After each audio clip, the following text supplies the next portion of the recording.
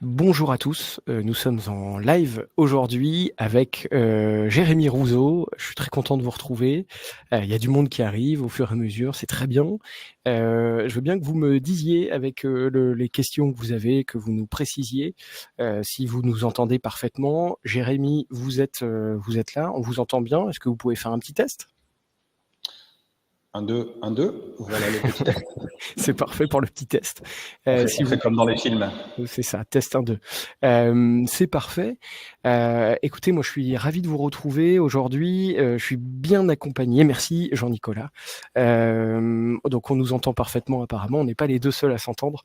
Je suis très content de vous retrouver aujourd'hui. On va faire un focus sur Kiané Hospierre et j'ai la chance de recevoir Jérémy Rouzeau, président de Kiané OCM. Je vais vous partager ma présentation et puis on va commencer directement. On va aller dans le vif du sujet. Donc c'est parfait. Hop, et normalement je peux le faire. Normalement, je peux y arriver. Voilà.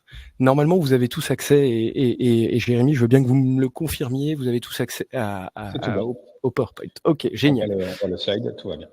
Excellent. Donc, on va faire aujourd'hui pour ce webinaire de novembre un focus sur Kiané Hospierre. Ça m'arrange parfaitement et voici le programme parce que je vais pas parler pendant 1 heure. Je vais laisser la main à Jérémy Rouzeau. Donc, je vais faire rapidement un point sur le marché de la SCPI, ce qui s'est passé jusqu'au 3e trimestre. Jusqu'au 30 septembre. Je vais laisser la main sur Kiané Hospierre avec Jérémy, et puis évidemment les points 3 et point 4 sont plus des points qui sont entremêlés, puisque on va essayer de faire les choses avec interaction et puis réagir au fur et à mesure du temps, au fur et à mesure de ce que dit Jérémy. Pour les retardataires, alors je sais que je vais en profiter en les attendant. Pour ceux qui sont là, qui nous sont fidèles, je sais que c'est de la répétition, mais je suis obligé de le dire quand même parce qu'il y a des personnes qui nous découvrent peut-être juste à travers ce premier webinaire pour eux. Et puis aussi il y a des personnes qui nous regardent directement sur YouTube en replay. Donc c'est important que je rappelle qui on est. Avec Olivier, Olivier Ham, mon associé, on a créé France SCPI il y a une dizaine d'années maintenant, et on a créé ce qu'on considère comme étant une des bases de connaissances les plus étoffées aujourd'hui sur Internet, qui permet de répondre à toutes les questions, et pas seulement aux épargnants. Ça permet aussi de répondre aux questions des conseillers, quels qu'ils soient. Donc je sais qu'on a pas mal de personnes qui nous suivent et qui viennent trouver réponse à leurs questions. Normalement, on a traité pas mal de questions sur les SCPI, quelles qu'elles soient, mais il peut arriver qu'il y en ait certaines qui soient passées à l'as. Donc je vous laisse nous transmettre. On est aussi un site d'actualité des SCPI. Donc à chaque fois qu'il y a des acquisitions, des cessions, des augmentations de prix de part, ça peut arriver. On en parlera certainement, Jérémy. Dès qu'il y a une petite actualité sur la SCPI, on transmet donc par notre point actualité, on transmet tout ce qu'on peut dire de la vie d'une SCPI, quelle qu'elle soit. C'est aussi France SCPI un outil pour simuler, un outil pour comparer tous les véhicules SCPI, et puis in fine, parce que c'est quand même notre rôle principal, c'est une plateforme pour investir dans les SCPI de manière simple. On en parle, il y a des gens qui n'ont pas besoin de conseils, il y a des gens qui n'ont pas besoin de suivi. Ceux-là, pour l'instant, ils viennent sur notre plateforme. Peut-être qu'on en reparlera, mais en tout cas, nous, notre savoir-faire et notre métier, c'est aussi de conseiller des personnes qui viennent, qui nous disent moi, je suis complètement perdu, je sais pas sur quel SCPI investir. Et donc, on accompagne, on est là pour donner du conseil avant, pendant et puis après aussi pour les épargnants qui ont toujours des questions. J'en ai terminé. Je dois quand même rappeler que les risques, qu'il y a des risques quand on investit en SCPI. Risque de perte en capital. Évidemment, le capital n'est pas garanti. C'est pourquoi on dit qu'il faut investir seulement ce dont on ne doit pas avoir besoin en cas de crise. Ça, c'est important. Et puis, évidemment, l'argent qu'on investit peut fluctuer au gré des cycles immobiliers. Le sous-jacent est immobilier dans les SCPI, donc évidemment le prix de part peut être impacté. Il y a aussi un risque il y a une non garantie de rendement. Ça peut évidemment fluctuer et on le rappelle souvent, les performances passées présagent pas de l'avenir. C'est vrai aussi pour les SCPI. C'est pas parce qu'on a un objectif de rendement de 6 ou un rendement de 6 pour une année que ça va être vrai pendant 30 ans. Il y a aussi un risque de liquidité. Il se peut que lorsqu'on demande à récupérer ces fonds investis sur les SCPI, on ne les récupère pas tout de suite. Et ça fait partie des risques liés à l'immobilier et donc aux SCPI. On investit sur 10 ans minimum, conseillé évidemment, même si on peut retirer ses fonds à tout moment. C'est quelque chose qu'il faut avoir en tête, c'est un investissement long terme et quand on s'endette, eh bien évidemment, on s'engage à rembourser ses fonds. J'en ai fini avec les disclaimers. Alors, un point marché rapide, je fais attention à l'heure. Je sais que certains d'entre vous sont en pause déjeuner et le but c'est de laisser la parole le plus possible à Jérémy. Donc pour que vous compreniez aussi un petit point d'étape et on pourra dire de manière globale ce qui s'est passé en 2024, évidemment plutôt en début d'année prochaine, mais globalement sur les 9 premiers mois de l'année, on assiste à un marché qui est très contracté, qui est attentiste. Je vous fais passer la slide d'après.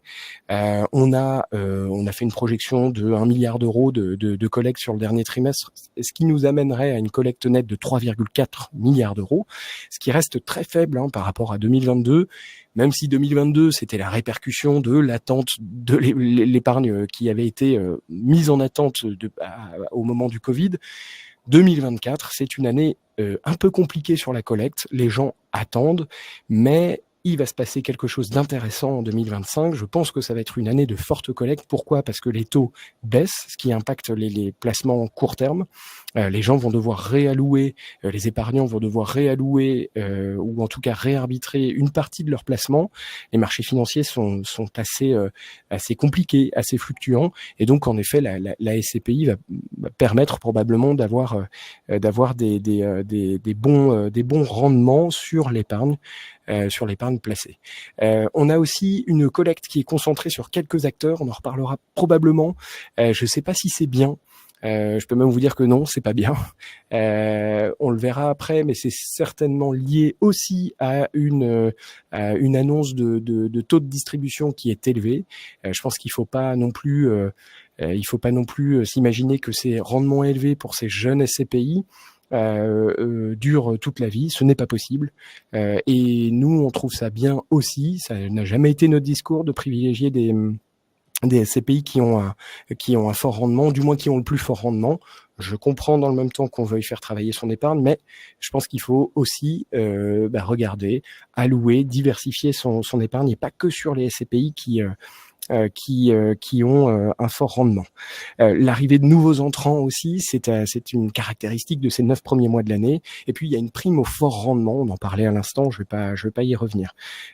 Si on regarde les choses aussi en termes de répartition par collecte sur les 9 premiers mois, on s'aperçoit qu'il y a un rallye sur les SCPI diversifiés. Alors pourquoi ? Parce que évidemment les thématiques qui sont la santé, la logistique, etc. sont des thématiques qui ont une profondeur de marché moins importante, que les épargnants donc se dirigent vers des SCPI où ils ont l'impression, à juste titre, d'avoir des fonds, une allocation plus diluée en termes de risque, et puis les nouvelles SCPI dont on parlait à l'instant qui se créent aussi sous la typologie diversifiée. Donc les thématiques qui ont eu le vent en poupe, et je parle pas du résidentiel dont va nous parler Jérémy, mais je parle plutôt de la logistique, de la santé, et les bureaux on les met de côté, mais en tout cas logistique et santé, on sent qu'il y a un petit ralentissement et effectivement un fléchage qui se fait plutôt vers les SCPI diversifiés. Le rendement, la distribution par année, donc vous avez compris, 4,65 2024, c'est du projeté, et évidemment c'est quelque chose qui n'est pas garanti. quand on regarde l'historique de distribution sur presque 40 ans, donc depuis 1988, on s'aperçoit, et je le répète à chaque fois, que les SCPI ont toujours fourni plus de 4% de taux de distribution en moyenne et jamais plus de 8, à part une année. Et donc, en effet, ce placement, je le redis, et c'est pas un placement parfait, mais ce placement, en tout cas, permet de se projeter en termes de flux. Et ce qui est d'intéressant, ce qu'on n'a pas mis sur ce graphique, enfin, ou intéressant, en tout cas notable, c'est que les années précédentes, il y a 10 ans à peu près, quand on a commencé, les nuages de points, si on prenait toutes les SCPI, se trouvaient proches de la moyenne.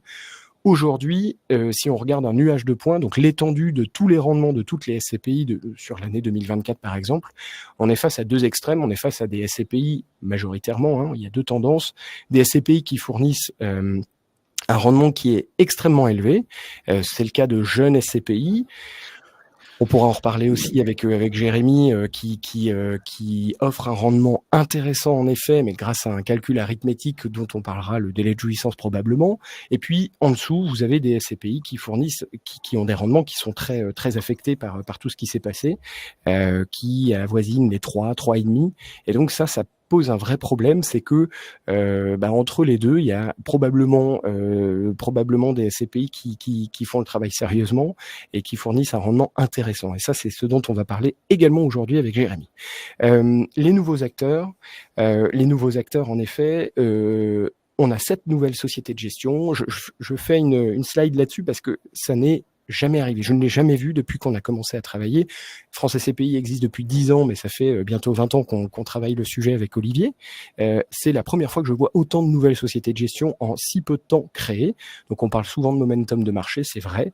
Il y a des opportunités qui doivent et qui vont se prendre. Et puis il y a 15 nouvelles SCPI. Donc ça c'est vraiment un phénomène nouveau. Il y a encore des SCPI qui vont arriver, des annonces qui vont arriver. Et alors quelque chose d'extrêmement important à noter, c'est que vous l'avez compris, le marché s'est contracté. L'année 2025 va être une année qui va être intéressante en termes de collecte, qui va être soutenue. Malgré tout, on retrouvera jamais les niveaux de 2022 à 10 milliards d'euros. Donc le gâteau se réduit, le nombre d'acteurs à table autour du gâteau, pour filer la métaphore, augmente, et donc il y a forcément des gens qui vont soit qui vont pas manger, soit qui vont moins manger, et c'était pas prévu dans le BP. Donc ça, c'est extrêmement important de le noter. Je pense que c'est quelque chose qui va impacter et qui va peut-être polariser le marché des SCPI. Objectif moyen de TD 2025 pour ces nouvelles SCPI, on se rend compte qu'on est quasiment à 1,5 point au-dessus de la moyenne aujourd'hui, donc 6,2. Et la typologie, je vais pas y revenir, c'est une typologie qui est majoritairement diversifiée. Alors, j'en arrive à la société de gestion Kianeos, et là je vais pas la présenter. On a réalisé une émission, on a enregistré une émission avec Jérémy il y a quelques semaines dans une émission qui s'appelle Parlons meilleur SCPI, qui est sur YouTube, je vous laisserai aller voir. Et pour briser la glace, j'ai posé une question à Jérémy, je vous ai posé une question à Jérémy, je vais pas révéler la question parce que je laisse les gens aller voir, mais en tout cas on tirait une carte chance du Monopoly, et pas de chance, Jérémy, vous êtes tombé sur une carte un peu piquante. Et alors moi, si j'avais une carte aujourd'hui, je vous poserais la question, et c'est ce qui permet de faire le passage parfait pour cette slide. Je prends la carte pour vous, passez par la case départ, retournez à la case départ, prenez 20 000 francs ou 20 000 euros si vous êtes dans un jeu nouveau. Et est-ce que vous pouvez me raconter les débuts? Est-ce que vous pouvez me raconter comment ça s'est passé? Raconter aux personnes qui nous regardent un peu la naissance de Kianeos. Merci Paul, déjà merci pour l'invitation, merci pour l'introduction. Il y a eu un moment où j'ai cru que la transition c'était sur les SCPI qui avaient un moins bon rendement, et je me suis dit mince, ça va pas être un petit peu... Non, pas du tout. Non, on est sur une transition sur le démarrage. Bon, donc du coup, Kianeos, effectivement, une SCPI axée sur le résidentiel, donc des débuts compliqués. Je dis souvent, j'avais l'impression d'être un peu comme mes enfants bébés, essayer de faire rentrer un jeu rond dans un trou carré, quoi. Oui. Si vous voyez ce que je veux dire. Parce que je pense que le véhicule SCPI, il n'est pas très bien adapté pour le résidentiel. Il y a des coûts de frottement qui sont assez élevés quand on achète des actifs, les frais d'expertise, des choses comme ça. Et donc, du coup, il vaut mieux avoir 10 gros actifs que 100 petits dans une SCPI, quoi. Voilà. Voilà. Et donc voilà. Donc ça, c'est un premier point qui a rendu le début difficile. Et puis le deuxième point, c'est aussi, et c'est très compréhensible, c'est que Jérémy Rouzeau, basé à Avignon, qui fait du résidentiel et que personne connaît, puisque j'ai l'habitude de dire que je ne suis personne dans le monde de la finance, et ben du coup les gens ils préféraient confier leur épargne à des gens, des entités plus renommées. Et je pense que d'ailleurs vous, Paul, c'est probablement un sujet que vous avez parfois avec vos clients de dire moi j'ai l'habitude de mettre mon argent dans une grande banque, etc. Pourquoi j'irais dans une petite société de gestion? Est-ce que c'est sûr, etc. Peut-être que Alors donc nous effectivement. au début oui, maintenant beaucoup moins. Mais je pense que vous allez nous dire aussi que vous n'êtes plus en effet une petite société de gestion et vous n'êtes plus personne dans le monde de l'épargne. Et donc du coup 2018-2019 c'était compliqué. Voilà. Et par contre effectivement il y a eu un moment où les gens ont eu envie de diversification dans leur portefeuille de SCPI. Nous, c'est toujours ce qu'on prône, la diversification. On pense que la plupart nos confrères font de l'immobilier tertiaire, des commerces, des bureaux, de la logistique, de la santé, enfin tout ce que vous voulez, mais à la fin de la journée, c'est du tertiaire. C'est plutôt de l'immobilier financiarisé. Nous, j'ai l'habitude de dire qu'on répond à un besoin primaire. Je crois que le logement doit se balader quelque part dans la pyramide de Maslow. Donc, c'est une dynamique différente. Aujourd'hui, par exemple, on a un problème de pénurie de logement. Je crois qu'il y a des problèmes de vacances locatives dans certains bureaux, mais je suis pas expert. Donc, je pense que les SCPI qu'on propose peuvent apporter deux choses. La première, c'est donc, je le répète, une diversification dans un portefeuille de SCPI. Et puis la deuxième, je pense qu'on va en reparler, mais c'est cette notion d'utilité de l'épargne, où effectivement, je pense que les épargnants qui nous ont confié leur argent, via les informations qu'on leur remonte régulièrement, ont probablement ce sentiment d'avoir participé à une aventure qui est la rénovation des logements, qui est une aventure qui est compliquée, avec des fois des mauvaises nouvelles, mais des fois aussi des bonnes. D'ailleurs, il y en a eu la semaine dernière, où on a vendu un actif, il y a eu un petit dividende exceptionnel. Donc, et puis régulièrement des reportages photos sur les actifs qu'on rénove, où les épargnants peuvent voir les économies d'énergie qu'on a réalisées grâce à eux. Parce que, comme je le dis toujours, c'est pas notre argent qu'on investit, c'est l'argent de nos clients. Quand vous dites dividende exceptionnel, c'est un dividende que vous avez encaissé et que vous allez reverser aux épargnants, ou non, c'est déjà le cas via le dividende? Là, je vais passer pour j'allais dire le clown de service, peut-être pas, quoi.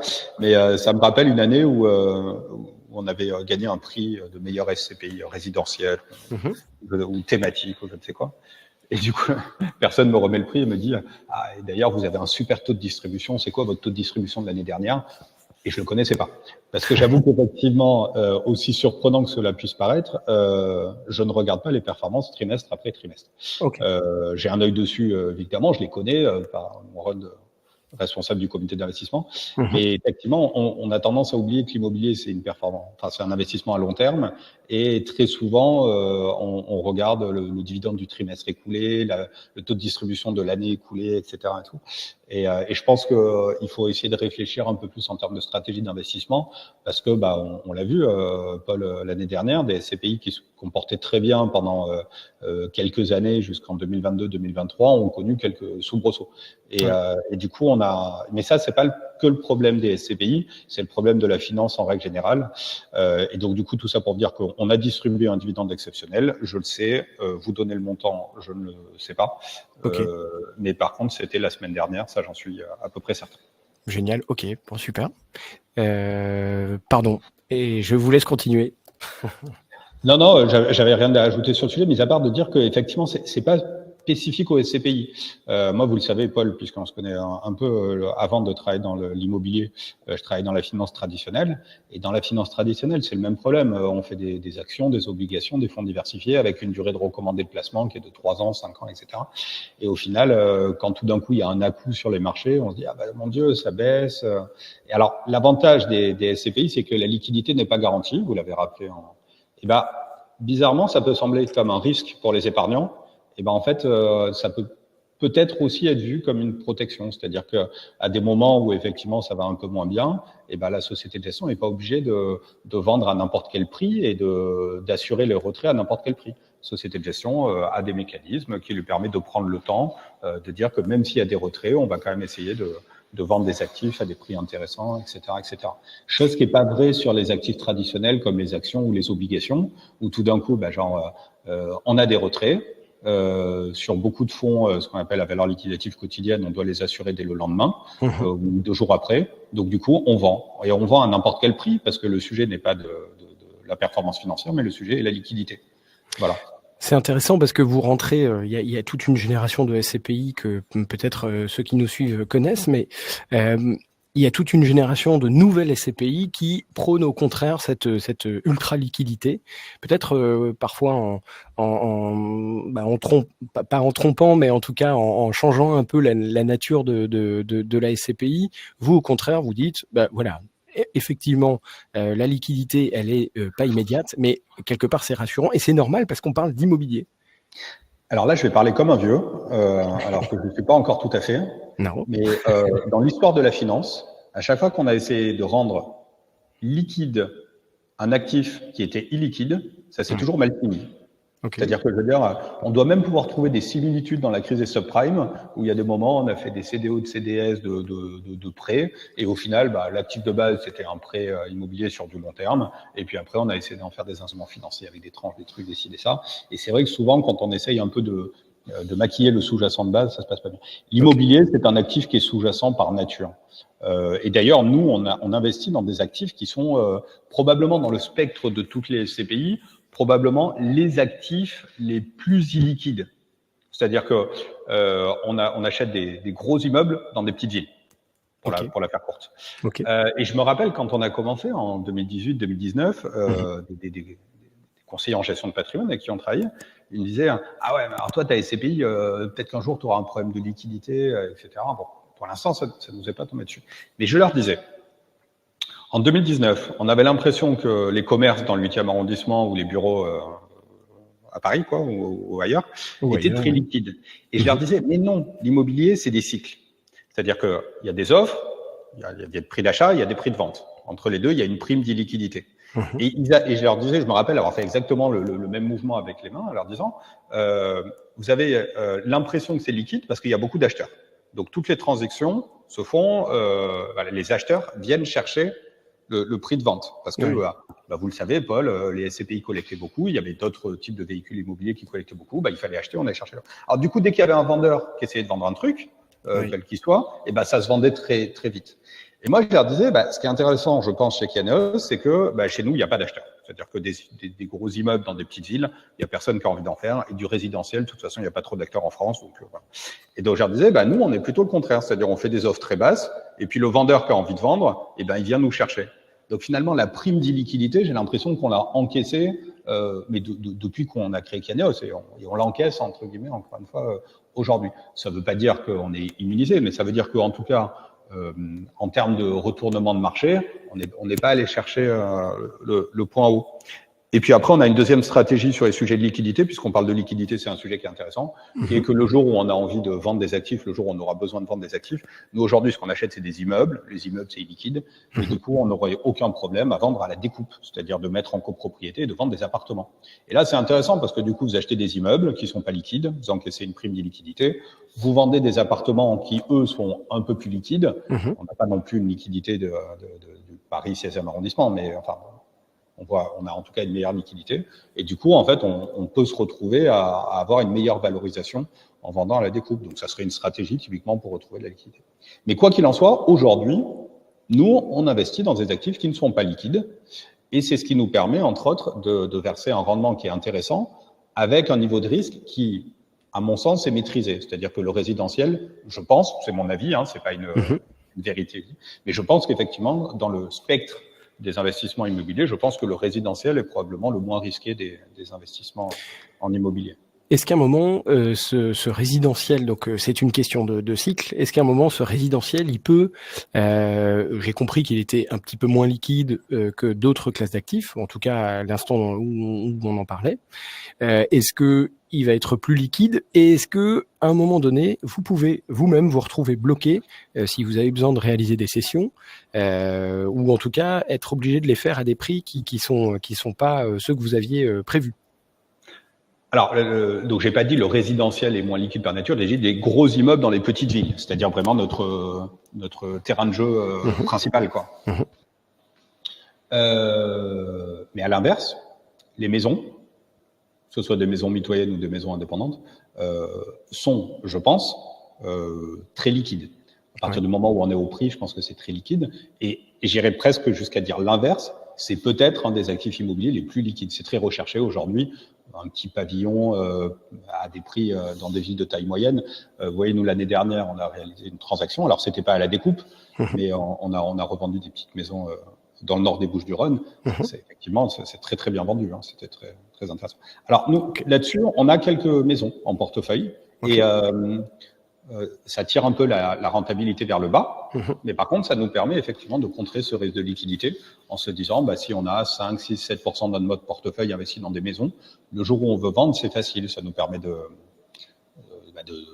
répondre aux éventuels retraits rapidement. Si un jour, alors Paul, vous connaissez tout le mécanisme, s'il y a des parts, alors création d'un fonds de retrait, puis retrait, etc., tout ça est un peu chronophage. Mais en tout cas, disons qu'on anticipe un peu le sujet en se disant, tôt ou tard, il peut y avoir des demandes de retrait sur toutes les SCPI. Donc, autant l'anticiper et pas se retrouver à devoir vendre des actifs qui, effectivement, sont pas liquides. Et ça rejoint un peu ce que je disais au début, qui est que, effectivement, dans le monde de la finance, on a tendance à se concentrer sur les chiffres assez court-termistes et puis comme je disais, voilà, le classement du taux de distribution de l'année dernière, j'ai l'impression que c'est la donnée qui fait foi, quoi. Voilà. Mais d'ailleurs, vous-même, Paul, vous disiez que je crois avoir compris que vous preniez plutôt la diversification et de pas aller tout mettre dans la SCPI qui a distribué 7 ou 7,5 ou 8 l'année dernière.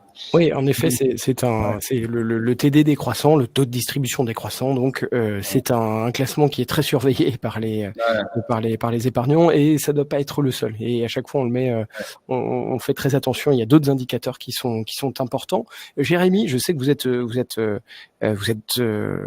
disons, aussi pipelette que moi, et je vois l'heure qui passe, et je me dis qu'il faut peut-être avancer, expliquer, en tout cas peut-être rentrer plus dans le détail de Kianéos Pierre.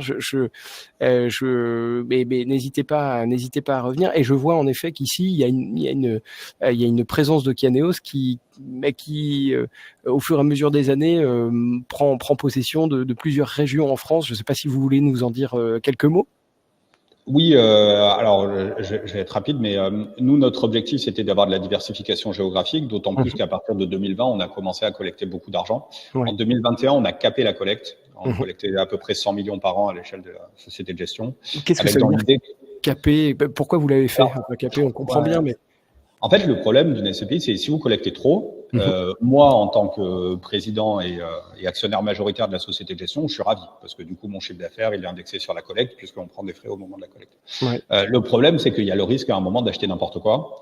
Et nous, il y avait un deuxième risque, et comme on fait des travaux, de prendre des retards sur les travaux. Et donc, du coup, vous avez un choix à faire. Soit vous vous dites, je suis content, je collecte beaucoup et puis je gagne beaucoup d'argent. Soit vous vous dites que vous aimeriez bien que votre histoire, elle dure le plus longtemps possible. Et c'était mon objectif, de rénover un maximum de logements, que l'histoire dure longtemps. Et là, du coup, nous, on a carrément modifié nos statuts. Je pense qu'on est les seuls à avoir fait ça dans l'histoire des SCPI, de dire, voilà, on change les statuts sur une SCPI à capital variable en disant, voilà, on ne peut pas collecter plus de 6, quelque chose millions d'euros par mois. Et quand on passe au-dessus de ça, et du coup, la collecte passe sur le mois d'après. Donc, il y avait une file d'attente. D'ailleurs, je crois qu'on a eu jusqu'à 2 mois ou peut-être même plus de 2 mois de file d'attente à la fin de l'année 2022.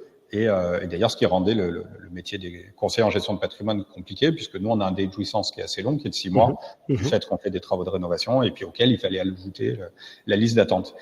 Mais ça permet aujourd'hui, comme je le disais, d'avoir une SCPI pérenne, avec, comme on disait, pas effectivement avec un leitmotiv de dire je veux être en haut des classements du taux de distribution. Je pense que nous, on n'y sera jamais, c'est pas le sujet. Mais par contre, ce type de stratégie, je pense, doit être pris en compte comme je le disais tout à l'heure, d'avoir quelques maisons dans un portefeuille, quoi.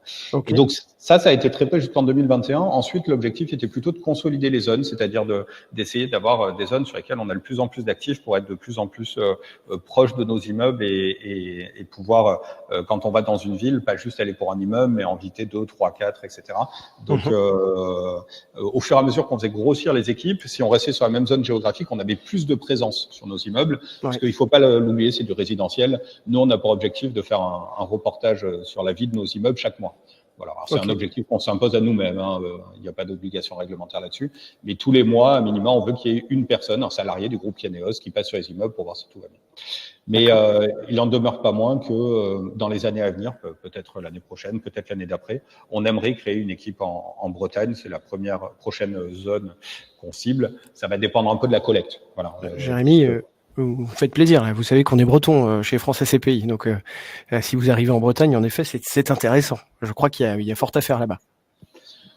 Oui, il y a fort à faire comme partout en France. Jusqu'à présent, vous voyez qu'on a plutôt évité ce que dans ma jeunesse on appelait la diagonale du vide. Je ne sais pas si ça s'appelle encore comme ça. Oui. Parce qu'effectivement, la démographie est un sujet important, mais ça ne veut pas dire qu'on l'évitera toujours, parce qu'il se trouve qu'on a testé quelques investissements dans des zones où la démographie était négative. Finalement, on trouve quand même des locataires, parce qu'en fait, il y a un tel déficit d'investisseurs que la qualité du logement y est vraiment déplorable. Et même dans les endroits où il n'y a pas beaucoup de demandes locatives, si vous êtes le seul à avoir fait des choix de logement, et ben les locataires ils viennent chez vous. Ok. Si on parle, et je crois que c'est l'objet de la prochaine slide. Si on parle de votre savoir-faire, donc ce qui vous rend singulier. Donc vous disiez justement, nous on cible des gros immeubles résidentiels dans des petites villes, si j'ai bien suivi, c'est à peu près ça, ou des villes en tout cas de taille moyenne. Et après, qu'est-ce que vous en faites de ces immeubles? Parce que moi aussi, je peux vous trouver des gens qui achètent des grands immeubles dans des petites villes et qui les mettent en location. Mais vous, je crois que vous avez quelque chose de particulier, justement. Alors déjà, il y a la définition du grand immeuble dans une petite ville. Oui. Nous, en moyenne, on a à peu près 8 logements par immeuble. Okay. Vous voyez, enfin, n'imaginez pas des bars de 50 apparts, quoi. Voilà. Mais par contre, c'est vrai que dans une ville de 3000 habitants, quand vous achetez un immeuble avec 8 ou 10 apparts, vous avez un gros immeuble dans la petite ville, quoi. Et effectivement, nous, notre stratégie d'investissement, notre savoir-faire qu'on a développé là, depuis la création, c'est de faire des travaux de rénovation. C'est pour ça que tout à l'heure, je parlais de SCPI, je pense, utile. C'est parce que du coup, on n'est pas là juste pour acheter et faire du rendement. On est là pour acheter, et rénover et ensuite mettre en location. Donc, ça veut dire qu'il y a deux aspects qui sont clés. C'est l'expertise dans les travaux de rénovation. Et ça nous a pris du temps. Mais je pense que depuis une bonne année, mais certainement, en tout cas encore plus aujourd'hui, on a atteint les objectifs que je m'étais fixés. Il semblerait, d'après ce que certaines personnes me disent, certains députés, etc., qu'on soit un des principaux acteurs de la rénovation, si ce n'est le principal acteur de la rénovation en France, en rénovant 1200 logements par an. On a rénové à peu près 500 immeubles depuis 2020. C'est des chiffres que ça va plus vite de les dire que de les faire. Et puis après, comme tout le monde, au début, on s'est pris les pieds dans le tapis. Et puis après, on a appris. Par exemple, on a appris quelque chose de très intéressant. Mais je vous dis parce que je suis toujours dans l'espoir que certains de mes confrères viennent me rejoindre sur le sujet de la rénovation du résidentiel qui est nécessaire. On a appris à classifier nos immeubles par niveau de risque. C'est-à-dire que la rentabilité locative d'un immeuble, c'est les loyers rapportés au prix d'acquisition plus travaux. D'accord, prix d'acquisition, frais de notaire, travaux. Et en fait, ce qui est intéressant, c'est de se dire qu'il y avait un moment où on se rendait compte que le budget de travaux dans la rénovation, si vous parlez à des gens qui font de la rénovation, même vous, si vous avez déjà rénové votre logement, vous allez dire, il y a toujours des mauvaises surprises, c'est toujours dépassé. Bon. Il y a une étape, on va dire, où quand vous en avez rénové beaucoup, vous arrivez à bien évaluer ça, à rien oublier. Et puis, il y avait quand même des immeubles sur lesquels on dépassait. On se disait, mais pourquoi? Et on a essayé d'identifier les points communs des immeubles sur lesquels on dépassait. Et on s'est rendu compte que les immeubles très anciens, qui ont souvent vécu plusieurs rénovations, ne nous permettent pas de voir toutes les problématiques lorsqu'on les visite pour les acheter. Et donc, ça nécessite d'augmenter le budget de travaux avec des aléas. C'est-à-dire, on augmente sur des coûts que notre expérience nous dit, en moyenne, le dépassement va être de tel montant, mais on ne sait pas le quantifier. peut-être sur cet immeuble-là, ça sera 0, sur celui d'après, ça sera 50 000, et en moyenne, ça fait 25 000. Et ça, on a constaté que c'était sur les immeubles anciens, des immeubles fin 19e, début 20e. À l'inverse, sur un immeuble en béton années 80, il n'y a pas de mauvaise surprise, on sait exactement comment il est fait, tout va bien. Et en fait, ce que je suis en train de dire, c'est quoi? C'est que si vous avez un objectif de rentabilité et que vous êtes en train de dire, mon budget de travaux, il va être plus élevé que ce que je vois, et que vous voulez quand même avoir votre même objectif de rentabilité. Les loyers, ils sont ce qu'ils sont, ça bouge pas. En fait, on est en train de dire que le prix doit être plus bas. Et c'est très logique parce que je suis en train de dire que une fois qu'on a classifié nos immeubles par niveau de risque de rénovation, on fait des prix plus bas pour les immeubles qui sont plus risqués en termes de rénovation. Mais c'est la base de la finance de payer moins cher ce qui est plus risqué. Donc c'est ça en fait qu'on a appris dans la rénovation, de classifier nos immeubles par un niveau de risque et de leur attribuer un niveau de budget supplémentaire correspondant à ce niveau de risque. Est-ce que vous avez prévu de vous arrêter à un moment donné? Parce que j'ai l'impression que vous devenez un acteur important de la rénovation, en tout cas résidentielle, dans un segment bien particulier. Je pense que c'est un puissant fond, en fait. Vous pourriez acheter des immeubles tous les jours si vous aviez la collecte qui allait en face.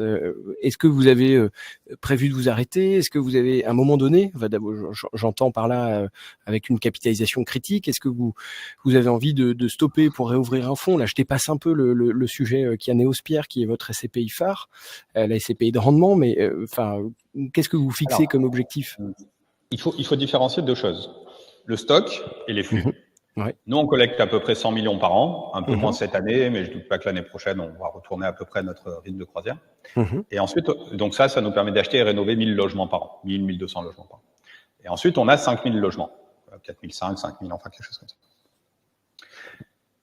Ce niveau-là, il doit être adressé par une entité qu'on a créée en 2022 et qui est venue être renforcée en 2024, qui est l'entité de gestion locative, et qui, depuis 2024, est renforcée par l'entité de dépannage et de maintenance. D'accord. Eux doivent être capables de gérer le stock. Au niveau de Kianéos AM, là où on fait les travaux de rénovation, et là où la moitié de nos équipes sont des maîtres d'œuvre dédiés aux travaux de rénovation, on doit être capable de gérer le flux. C'est-à-dire, voilà. Maintenant, la question, du coup, elle est double. C'est-à-dire, est-ce que demain, on est capable de gérer 200 millions d'euros de collecte? La réponse est non. Et là, je vous le dis tout net, la collecte, je l'ai capée une fois en 2021. S'il faut que je la recape en 2025 ou 2026, comptez sur moi, il n'y a pas de problème. Intéressant. C'est tout l'avantage de l'avoir déjà fait une fois. Du coup, vous gagnez en crédibilité sur le sujet. Voilà. Mais par contre, aujourd'hui, quand on a capé la collecte la première fois, on était 17. Mais il n'y avait qu'une seule société, c'était Kianéos AM. Maintenant, j'ai dit, il y a un groupe qui est capable de gérer à la fois le flux et le stock, et on est presque 80. Donc, effectivement, on a staffé des équipes pour absorber une collecte de 120, 130, voire 150 millions. Et de rénover 1500, 1600, 1700 logements par an. D'accord. On se pose même la question aujourd'hui de dire, on a une équipe qui est experte sur la rénovation des bâtiments, peut-être qu'on va proposer ces services à des clients externes, en disant, si vous avez besoin qu'on vous aide sur la rénovation, nous, on pense qu'on a bien compris ce sujet, on peut peut-être vous aider. Et après, donc, du coup, je répète, il y a le stock. Et là, sur le stock, il n'y a pas de limite parce que la gestion locative, vous pouvez dupliquer des équipes à l'infini. Aujourd'hui, il y a 35 personnes sur la société de gestion locative. Il y a une société, je le répète, de dépannage et de maintenance qui est en cours de développement depuis le début de l'année, qui rapidement va atteindre une douzaine de salariés. Et si vous passez de 5000 logements à 10 000 logements, peu ou prou, vous avez besoin de doubler vos équipes. Mais il n'y a pas de difficulté à gérer. Enfin, il n'y a pas de difficulté. Si, c'est un métier très difficile, mais en tout cas, ce que les Anglais appellent la scalability, la notion de duplication du business avec le volume, ne pose aucune difficulté opérationnelle. C'est-à-dire, vous augmentez la taille de vos équipes et puis vous gérez. Voilà. La vraie difficulté, à la rigueur, j'allais dire, c'est de passer peut-être de 200 lots à 1000 lots, parce que du coup, vous passez d'une empreinte régionale à une empreinte nationale. Mais ça, on l'a déjà fait. C'est déjà géré. Alors moi je vois dans la slide qui est devant nous, je vois que vous concentrez sur des quartiers dits milieu de gamme, ou en tout cas là où il y a un pouvoir d'achat qui est réduit. La slide d'après, elle fait apparaître que vous alliez le bien-être des locataires avec une efficience énergétique, et c'est pas ce qu'on a l'habitude de voir dans ces quartiers dits milieu de gamme qui sont plutôt où on prône plutôt le bâti bon marché. Et donc en général avec une efficience énergétique qui est basse, enfin qui est pas optimisée. Vous justement, vous prenez les choses à contre-pied en changeant ça, c'est ça? Et c'est du greenwashing un peu ou pas? Oui, bien sûr. Toujours un peu. Il faut bien comprendre que ce sujet, j'aime beaucoup cette slide parce qu'en 2017, quand je travaillais sur Kianeos, j'avais fait 3 petits ronds comme ça. Ouais. Et ils étaient beaucoup moins jolis que cela. Un designer est passé par là. Mais j'avais déjà fait 3 petits ronds. Et j'avais déjà dit aux gens qui me poussaient un peu à créer cette société, je vous préviens, moi, les 3 objectifs, ils sont au même niveau. Et je vous donne un exemple très simple. C'est sur la partie de l'efficience énergétique, on a des stats qui nous disent qu'on a installé des pompes à chaleur sur à peu près la moitié de nos logements. Donc, on va dire 2500 logements. Ouais. Installer une pompe à chaleur, ça coûte entre 2 et 3 000 euros pour nous qui faisons beaucoup de travaux. Ça coûterait plus cher pour un particulier, mais nous, on s'en sort entre 2 et 3 000 euros. Si vous faites une multiplication, ça veut dire qu'on a investi entre 5 et 7,5 millions d'euros pour installer des pompes à chaleur. Disons 6 millions d'euros. D'accord ? Ça veut dire quoi ? Ça veut dire que vous êtes d'accord qu'aujourd'hui, quand vous louez un logement, vous n'avez pas d'obligation réglementaire d'installer une pompe à chaleur. Hein. Ouais. D'ailleurs, nous, on n'achète jamais d'immeubles avec des pompes à chaleur. C'est rarissime qu'on trouve un logement avec une pompe à chaleur. Ouais. Pourtant, on l'a fait. Donc, ça veut dire que ces 6 millions d'euros, au lieu d'installer des pompes à chaleur, on aurait pu acheter d'autres immeubles, percevoir plus de loyers et améliorer les revenus. Okay. Et ça, c'est un message qui est important. C'est-à-dire que moi, je ne vous cache pas que ça m'agace quand je vois des fonds labellisés ISR qui disent « Ah, mais l'ISR, c'est génial, on prend en compte certains risques qui nous permet d'améliorer la rentabilité future et blablabla. Bla. » Non, moi, je dis l'opposé de ça. Je dis, on a des objectifs sociaux, on a des objectifs de performance énergétique. D'avoir d'autres objectifs que le financier, ça coûte de l'argent, donc ça diminue la rentabilité. Un point, c'est tout. Et je veux que ce soit extrêmement clair dans la tête des épargnants, parce que je veux pas qu'un jour, un épargnant vienne me dire « Jérémy, t'es sympa, mais t'as installé...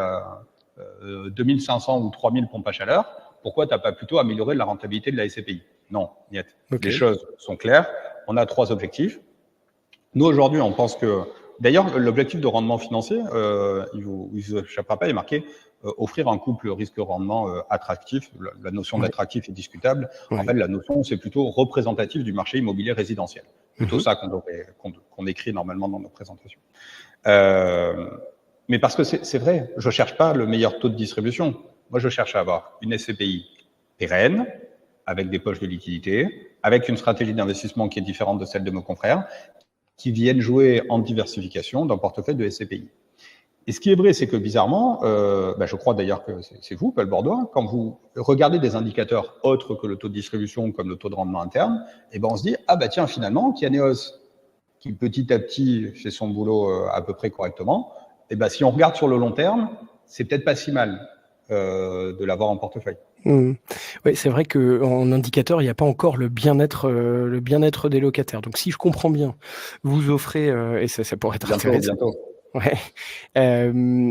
Si je comprends bien, donc vous rénovez des bâtiments. Comment vous faites pour vous assurer que je sais pas, vous avez peut-être pas la réponse, mais pour vous assurer que les locataires sont heureux et contents dans les actifs que vous leur louez, dans les appartements, les maisons, peu importe. Nos locataires, ils sont à l'image de la société actuelle. C'est-à-dire qu'ils nous appellent jamais pour nous dire que tout va bien. Ils nous appellent quand il y a des problèmes. Et je leur jette pas la pierre parce que moi, je fais la même chose. Bien sûr. Quelle que soit la banque, le fournisseur d'accès à Internet, tout ce que vous voulez, je n'appelle jamais pour dire que tout va bien. Ouais, c'est vrai. J'appelle quand j'ai un problème, quoi.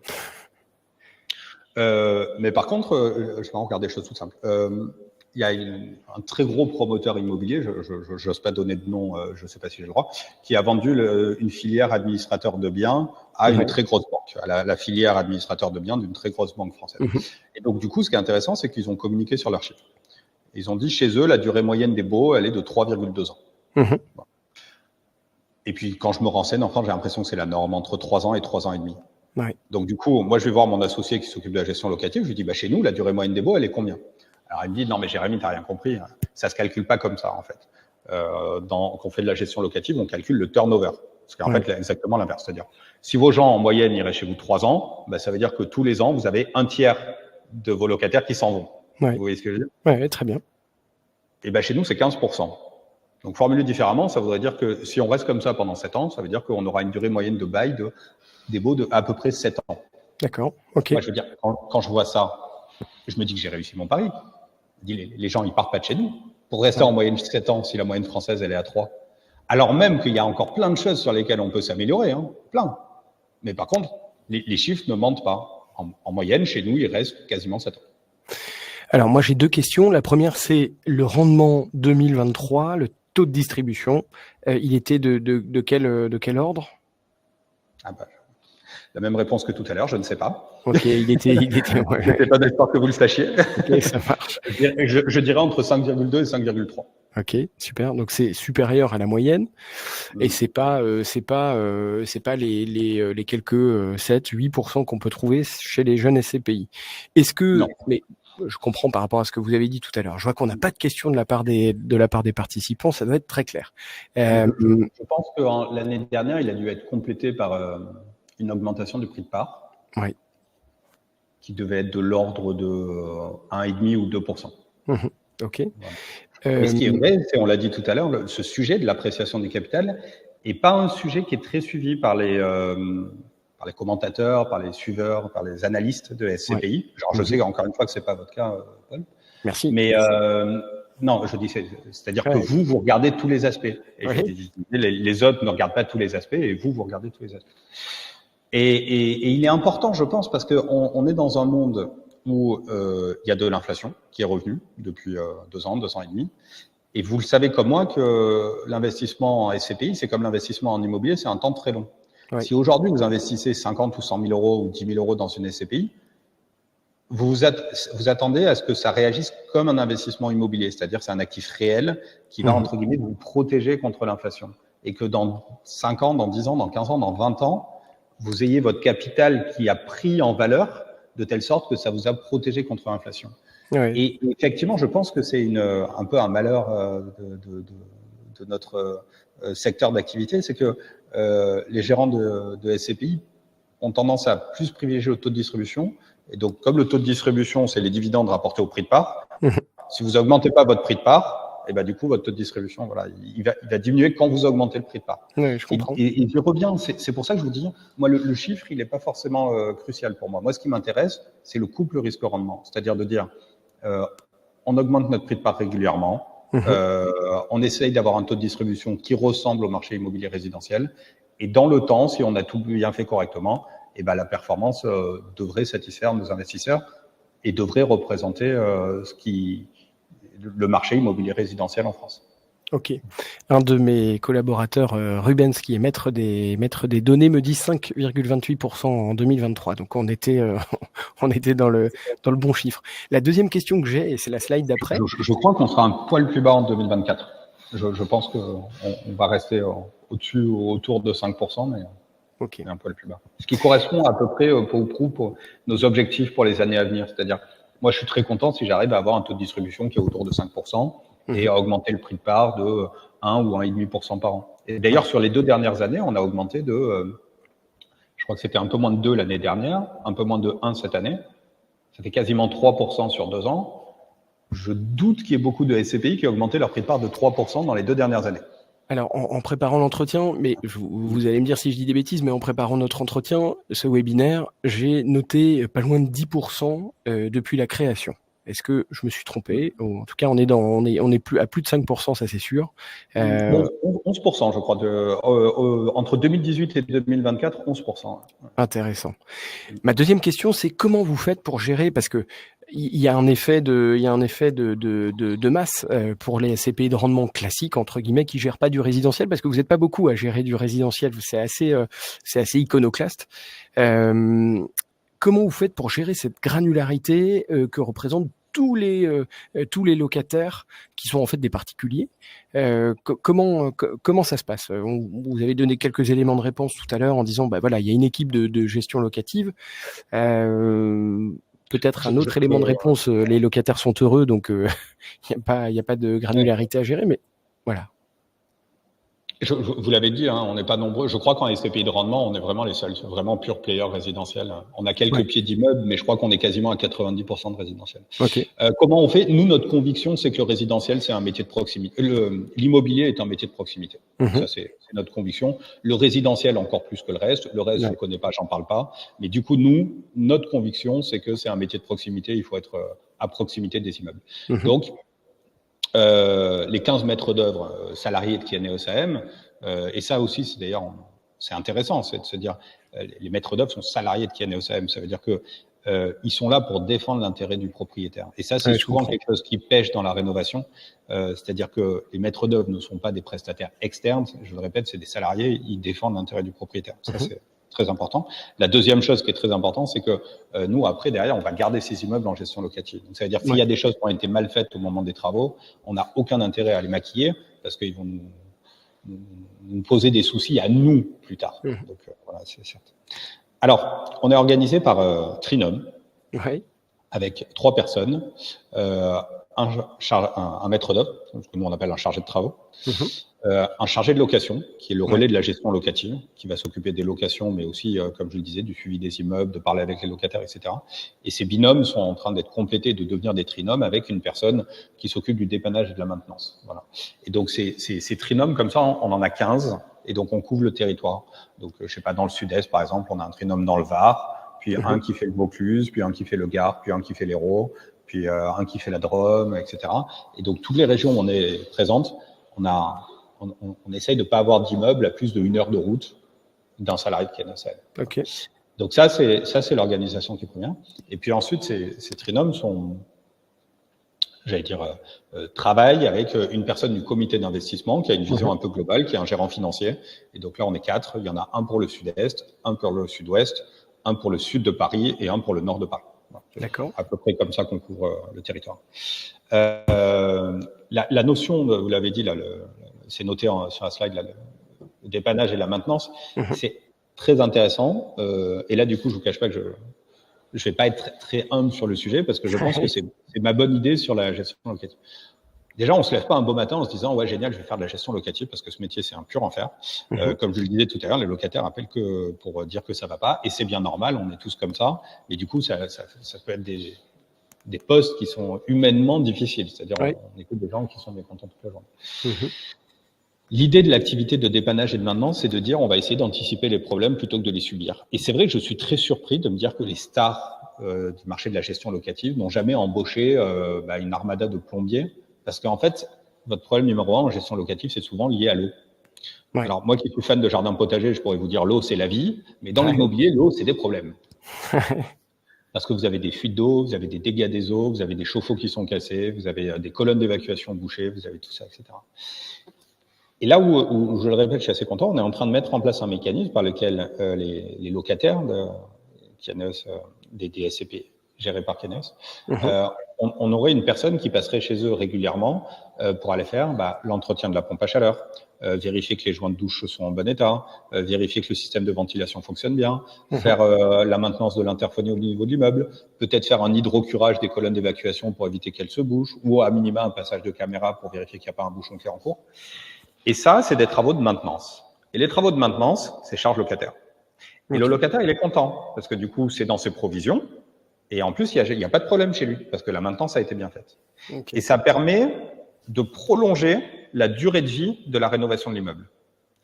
Et c'est doublement intéressant, parce que à l'inverse, si vous ne faites pas ça, et que vous avez des dégâts, par exemple, vous avez une colonne d'évac qui est bouchée, et du coup, qui donne lieu à des remontées d'eau usée, et donc des dégâts qui doivent être réparés, et ça, les réparations, c'est charge propriétaire. Et je vous donne un exemple très concret. Vous avez un joint un receveur de douche qui est mal fait. Il devient poreux. Il y a de l'eau qui coule, qui va passer dessous, qui va passer à travers le carrelage, et puis qui va toucher un plancher. C'est un vieil immeuble, c'est un plancher bois. Et puis, il aura pourri le plancher avant même que vous voyez une auréole sur le faux plafond de l'appartement du dessous. La réparation, c'est quoi? C'est on dépose la paroi de douche, on dépose le bac à douche, on dépose le carrelage, on dépose le plancher qui est pourri, on remet de l'OSB, et puis c'est parti, on remet le carrelage, on remet le bac à douche, on remet la paroi de douche. Je ne vous surprends pas, Paul, si je vous dis que ça coûte moins cher de refaire les joints de douche que de faire tout ça. Et les joints de douche, je le répète, sont charge locataire, là où tout ce qu'on vient d'énumérer est charge propriétaire. Je trouve que ça, je vais m'envoyer des fleurs, je suis désolé, mais je trouve que ça, c'est malin. Parce que tout le monde est content. Parce que tout le monde est content dans cette histoire. Je vois le temps qui passe et je fais attention. Donc, en clair, aujourd'hui, vous avez plus de 4000 locataires, c'est ça? En tout, plus de 500 immeubles, je crois. Vous êtes en tout sur tous les fonds Kianéos, vous êtes à plus de 300 millions d'euros de capitalisation. mais vous avez le droit de me dire que vous savez pas et qu'il faut que je Et vérifie. ça, ces chiffres-là, pour le coup, je les connais très bien. Comme il y a de la dette, en fait, le total des actifs immobiliers a dépassé 460 millions d'actifs immobiliers sur l'ensemble de toutes nos SCPI. Donc, on doit être à 410, 415 sur Kianéos Pierre, et puis 40-45 sur nos SCPI fiscales, les SCPI de Normandie. D'accord. Si on parle, alors je continue. Si on parle d'exemples, il y a Charles qui travaille chez vous, qui m'a transmis ces slides avant qu'on commence ce webinaire. Et j'avoue que ces slides avant-après, elles ont vraiment retenu mon attention. Elles sont exceptionnelles. Et je dis pas ça parce que on fait un webinaire. C'est quelque chose qui est vraiment parlant et qui est pertinent. Souvent, on nous dit chez France SCPI, bon. Moi, j'investis dans les SCPI. Quelque part, les biens, c'est pas que je m'en moque, mais voilà, je sais que de toute façon, je j'irai pas voir les bureaux ou autre. Là, vous, dans le cas du résidentiel, c'est exceptionnel de voir un avant-après, et c'est ultra parlant. C'est un argument, en tout cas, qui convainc. Moi, qui me convainc. Je trouve ça génial. Ça me donne envie d'investir. Donc, je sais pas si vous avez envie de parler de cet avant-après. On peut regarder. C'est incroyable. Enfin, je sais pas si vous avez envie de vous arrêter sur une. Non, bien sûr. C'est des images. Vous doutez que j'ai déjà vu. Celle d'avant. Si vous retournez sur la salle juste d'avant, je tiens à dire que le diagnostiqueur, à mon avis, s'est planté. Je pense pas qu'on soit en DPE A, en Réno, c'est quasiment impossible. Mais peu importe, qu'on soit en A ou en B, en tout cas, on voit bien l'écart. Et donc, oui, ça c'était à Cavaillon. Je crois que celui d'après que vous avez mis pour nul entre Chalon-sur-Saône. Et c'est vrai que ça peut vous surprendre, mais on achète ça, mais il y a des locataires qui vivaient là-dedans. Moi, ce qui m'intéresse en fait, au-delà de ça, c'est de voir, de regarder précisément. Qu'est-ce qu'on a fait? Enfin, je sais pas. Vous en avez d'autres des photos? Oui, j'en ai plein. J'en ai quelques-unes. Celle-ci a attiré mon attention en effet parce que c'est un vieux bâtiment d'angle et on se rend compte en effet de la rénovation et même de l'impact social presque en tout cas citadin. C'est vrai que c'est le genre de truc où même la mairie est contente quand on fait une façade, c'est sûr. Ouais, tout à fait, j'imagine. Mais c'est vrai que si vous avez des photos d'intérieur, on peut s'arrêter peut-être sur une cuisine et une salle de bain, essayer de bien comprendre ce qu'on fait, c'est ça qui est intéressant, quoi. Ouais. Alors peut-être plutôt après travaux du coup. Ça c'était le même immeuble où vous avez vu la façade rénovée. Voilà, ça très bien. Voilà, parfait. Ce qui est intéressant, c'est de regarder concrètement sur cette rénovation de salle de bain. Alors on la voit pas en entier, mais au sol, il y a du carrelage. Il y a un meuble, pas juste une vase, mais un meuble avec des rangements, avec au-dessus un miroir, un luminaire, un receveur, une paroi de douche. Il peut y avoir ou pas des retours placo si nécessaire, et puis de la faïence qu'on voit sur le côté. Ça, chez Kianéos, c'est 7 500 € TTC, le budget. Et la cuisine, c'est pareil, meuble haut, meuble bas, haute, plaqué à induction. Alors là, on était probablement pour des raisons techniques, on n'a pas pu, mais on fait souvent un retour carrelage pour éviter les projections. On fournit pas le cours, c'est pour ça que vous voyez un trou au milieu. Et ça, le budget, c'est 2 500 € TTC chez Kianéos. Et ça, c'est intéressant parce que si vous avez peut-être pas remarqué, mais sur les slides, en fait, les cuisines sont assez standardisées, les meubles de salle de bain sont aussi assez standardisés. Et ça me permet de vous dire, on fait entre 20 et 25 millions d'euros de travaux par an chaque année. Et donc, effectivement, on ne paye pas des prix grand public et on ne va pas à la vitesse d'un grand public pour faire des travaux de rénovation parce qu'effectivement, il y a un peu de standardisation. Et donc, ça, c'est ce sur quoi on est bon. C'est-à-dire que on est sur des prix qui sont très raisonnables. On est sur techniquement, c'est de très très bonne qualité. J'aurais envie de vous dire que c'est parfait, mais je n'ose pas quand même. Mais c'est bien isolé, l'électricité est clean, la plomberie est clean, etc. Et ça, c'est nos points forts. On a des points faibles aussi, et j'ai pas honte de le dire. La décoration, globalement, c'est pas là où on met le budget. C'est pas en blanc, c'est fonctionnel. Le parquet, on est très fier parce que c'est du Gerflor, et donc c'est made in France dans les Drôme. Mais globalement, voilà. Mais ça nous permet aussi d'avoir des prix de revient qui sont très bas, et c'est pour ça qu'on a une rentabilité qui est somme toute dont on n'a pas honte au regard de nos confrères. C'est le fait que notre prix de revient moyen au niveau de la SCPI, prix d'acquisition plus frais de notaire plus travaux pour faire ce que vous voyez là, on est autour de 1 800 € du mètre carré. Et ça, c'est vrai que moi, c'est ce qui m'impressionne le plus, de me dire on arrive à sortir ça à 1 800 € du mètre carré. Et pour ce faire, vous pouvez vous dire que sur les immeubles sur lesquels il y a des grosses rénaux, on va acheter autour de 1 000 € du mètre carré, on va faire 800 € du mètre carré de travaux. Et puis après, il y a des immeubles sur lesquels il y a moins de rénaux, qu'on va payer plus cher et moins de travaux. Mais en tout cas, ce que vous avez vu, c'est des rénaux sur le Kianéos-Pierre autour de 800 € du mètre carré, et sur la fiscale, là, sur le de Normandie, peut-être plus 1000 ou 1200. Okay. Mais vous voyez qu'on est quand même sur des prix de revient qui sont assez bas, et c'est pour ça qu'on arrive à faire du rendement sur du résidentiel, parce que c'est vrai que c'est souvent une question qu'on me pose. Comment tu arrives à sortir du rendement sur du résidentiel? Alors justement, et en effet, on va arriver pas loin de l'heure. Moi, j'aimerais m'attarder juste sur la dernière slide. Alors il y en a plusieurs. C'est sur la performance, et que vous commentiez peut-être. C'est assez marquant. J'espère que ça donnera envie aux personnes qui nous écoutent aussi, parce que ces vidéos, ces webinaires, ils sont retransmis sur les plateformes de streaming comme Spotify, Deezer, etc. J'espère que ces personnes-là qui nous écoutent, ça leur donnera envie d'aller voir la vidéo. La performance, elle est assez exceptionnelle. Ça donne envie, même si les performances passées présagent pas l'avenir, on l'a dit. Et je sais que les performances, en tout cas le rendement, c'est important, mais c'est pas votre obsession. C'est un équilibre. Voilà.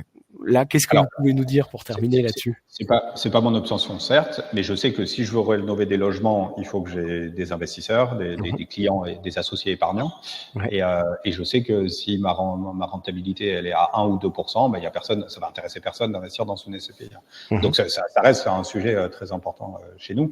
Moi, ce que je dis, c'est qu'il y a un équilibre entre 3 objectifs à trouver et qu'on va pas en dénaturer l'un au profit des autres. La première chose, quand je vois ça, je me dis que vous êtes sympa avec nous, parce que vous mettez la performance de 2018 et 2019, alors même que je crois qu'il y avait littéralement 4 immeubles dans la SCPI. Donc, on peut se dire qu'on est vraiment des stars parce qu'on avait une rentabilité à 6,8-7%, mais la vérité, c'est que quand vous avez 4 immeubles dans une SCPI, vous les trouvez, les 4 pépites qui vont bien, et puis vous les choyez, et puis tout va bien. Donc, c'est plutôt intéressant de regarder à partir de 2020. Oui. Où là, on commençait à avoir une 50aine d'immeubles, et là, on commence à avoir quelque chose qui a une petite représentativité du marché. Et donc, on voit quand même un à-coup dans la performance entre 2021 et 2022, et c'est le moment où quand même on a 2 choses, la hausse du coût des travaux post-Covid, qui nous a fait mal, et la forte, voire très forte hausse des taxes foncières. Voilà. Okay. Ces 2 éléments, effectivement, nous ont coûté quasiment 0,5 points de renta. Voilà. Et donc, si on rajoutait l'année 2024, je pense qu'on aura un taux de distribution autour de 5% et une hausse du prix de part autour de 1. Et c'est effectivement notre cible, c'est ce avec quoi on est à peu près à l'aise pour les années à venir. Et c'est vrai que, comme je le disais tout à l'heure, donc je vais pas trop revenir dessus, mais ce qu'on appelle le track record, l'historique de performance, il met quand même en avant qu'il y a eu une appréciation régulière du prix de part de la SCPI. Donc là, jusqu'en 2023, effectivement, c'est 10%. Vous rajoutez l'année 2024, c'est 11% entre l'année de création et aujourd'hui. Et ça, c'est vrai que, je le répète, on n'en parle pas beaucoup, mais je pense que c'est important pour un épargnant de savoir qu'il a une épargne qui s'apprécie un petit peu avec le temps. Oui, tout à fait, notamment, et c'est probablement plus possible dans le résidentiel. En tout cas, vous nous le prouvez. Si on résume un peu les choses, ça donne envie. Si on résume un peu les choses, on peut se dire qu'en effet, la SCPI Kianéos-Pierre, c'est une des seules qui investit dans le résidentiel, qui a une notion, en tout cas tout un pan presque social de vouloir bien loger et de manière positive, énergétiquement parlant, des personnes qui souvent sont logées dans des biens locataires, dans des actifs qui sont pas forcément parfaits. Et puis il y a aussi une notion de oui, je veux de la performance, mais pas à tout prix. En tout cas, c'est ce que je retiens de Kianéos-Pierre. Et je vous confirme, effectivement, les locataires, il y a beaucoup d'études de l'ANA, de l'ADEME, de différentes branches de l'État qui montrent que là où on investit, c'est-à-dire dans les villes petites et moyennes de province, dans le parc immobilier locatif privé, c'est là où il y a le plus de problématiques de mal logement. Et donc, c'est là où je pense qu'on a le plus d'impact, aussi bien environnemental que social. Je crois qu'une étude de l'ADEME qui date déjà d'il y a quelques années, mais disait qu'il y avait 25% de passoires énergétiques dans ce parc-là au niveau des appartements.